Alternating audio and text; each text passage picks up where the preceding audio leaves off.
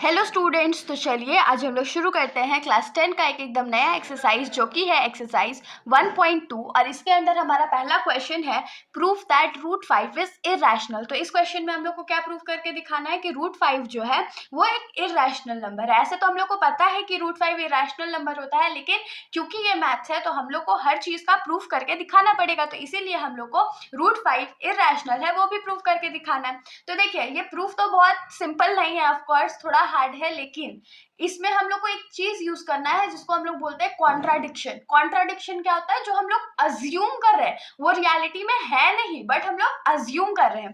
तो अज्यूम हम लोग क्या करेंगे कि रूट 5 जो है एक इरेशनल नंबर है, रियलिटी में है तो नहीं, ये हम लोग को पता है, लेकिन हम लोग अज्यूम कर रहे हैं। तो हम लोग क्या लिखेंगे? Let us contradict that root 5 is a rational number. हम लोग ये सोच रहे हैं, हम लोग ये मान के चल रहे हैं कि रूट 5 जो है वो एक रैशनल नंबर है नहीं, बट मान लेना है। तो अगर वो रैशनल नंबर है तो हम लोग रूट 5 को p बाई क्यू के फॉर्म में भी लिख सकते हैं। Then it can be written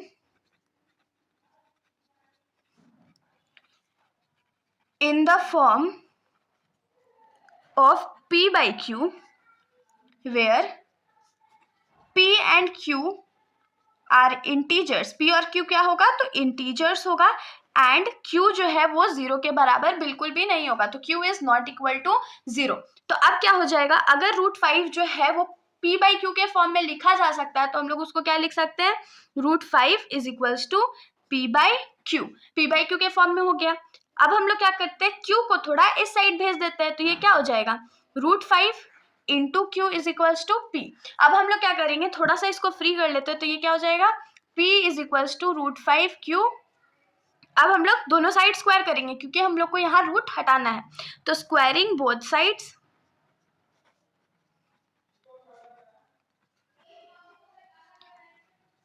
we get p का स्क्वायर क्या हो जाएगा? p का square is equals to root 5 q का स्क्वायर, तो ये क्या हो जाएगा? तो p square is equals to 5 q का स्क्वायर। तो यहाँ पर हमें क्या मिल गया? तो p square is equals to 5 q का स्क्वायर मिल गया। ये हमारा इक्वेशन 1 हो जाएगा। अब इससे हम लोग क्या लिख सकते हैं? अगर हम लोग इसको थोड़ा सा खुद से सोचे तो p square is equals to 5q square हो गया। इसको अगर 5q square is equals to p square रहने देते तो 5 इधर आके क्या होता? p square divided by 5। तो यहाँ से हम लोग क्या लिख सकते हैं कि p स्क्वायर जो है वो 5 से डिविजिबल है। तो यहाँ पर हम लोग लिखेंगे सो p square is divisible by 5। अगर p स्क्वायर डिविजिबल है तो p भी तो डिविजिबल होगा, क्योंकि p स्क्वायर क्या लिख सकते हैं? p into P by 5। तो p तो कटता ही होगा, तो इसे हम लोग यहाँ से क्या लिख सकते हैं कि p is also divisible by 5। तो यहाँ पर हम लोग को सबसे पहला पॉइंट क्या मिल गया कि p जो है वो 5 से डिविजिबल है। अब हम लोग आगे क्या करेंगे? Let p is equals to 5c। हम लोग को मान लेना है कि p जो है वो 5c के बराबर है। 5c क्यों? q के जगह हम लोग c ले लिए और 5 तो हमारे पास था, और 5 क्योंकि डिविजिबल है ना, इसीलिए हम लोग 5c ही माने हैं। अगर मान लीजिए रूट 7 होता तो हम लोग 7c मानते, रूट 2 होता तो 2c मानते। आगे फिर से हम लोग इसको स्क्वायर करेंगे, तो squaring both sides we get, दोनों साइड स्क्वायर कर देंगे तो हम लोग को क्या मिलेगा?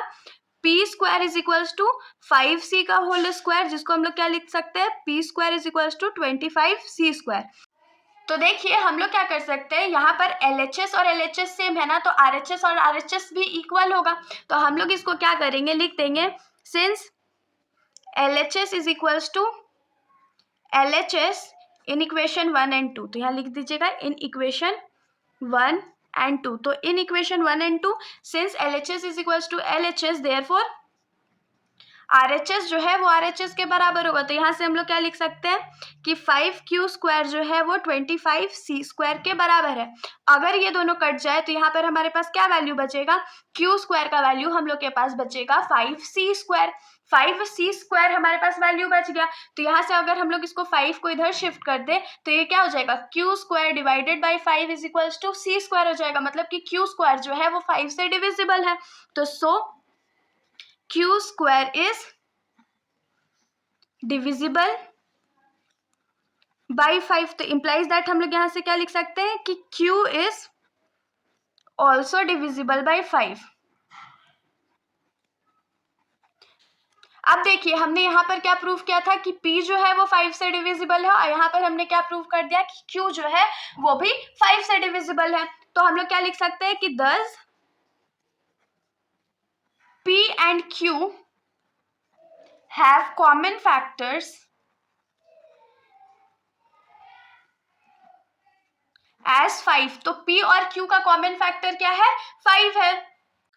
कॉमन फैक्टर 5 तो है, लेकिन ये तो हमारा कॉन्ट्राडिक्शन था ना, तो हम लोग क्या लिखेंगे कि but this was a contradiction, मतलब कि ये सच तो नहीं था, हम लोग तो बस मान के चले थे।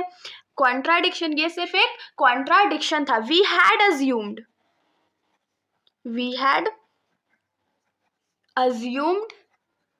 That P and Q are co-prime. Co-prime मतलब कि जो एक दूसरे के टेबल में कभी भी नहीं आते हैं। P और Q एक दूसरे के टेबल में बिल्कुल भी नहीं आते, तो उसको हम लोग क्या बोलेंगे, co-prime. But here they have a common factor as 5। तो कॉमन फैक्टर क्या हो जाएगा इसका, 5 हो जाएगा। सो अबव स्टेटमेंट इज इनकरेक्ट, ये तो गलत हो गया। को प्राइम नंबर्स के कभी भी कॉमन फैक्टर तो होते ही नहीं है, is incorrect. Therefore √5 is a irrational number. तो √5 जो है वो एक इरैशनल नंबर है, हेंस प्रूव्ड। तो इसके साथ हमारा ये सॉल्यूशन यहीं पर खत्म हो जाता है। अगर आप लोगों को कोई भी डाउट हो तो आप लोग कमेंट सेक्शन में पूछ सकते हैं, वरना अगर आप लोगों को वीडियो अच्छी लगी हो तो वीडियो को लाइक कर दे और मेरे चैनल को बिना सब्सक्राइब किए कहीं मत जाइएगा। Thank you.